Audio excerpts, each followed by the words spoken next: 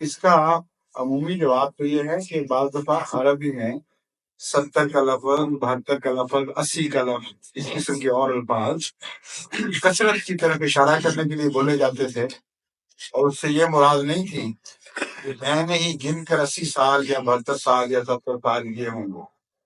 تعداد سالوں کے علاوہ بھی استعمال ہوتی ہے۔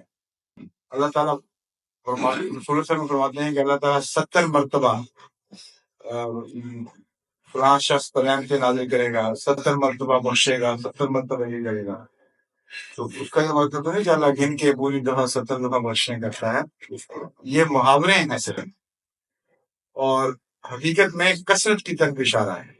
حقیقت پوری طرح ایگزیکٹلی گن کر آپ ثابت بھی کر سکتے ہیں۔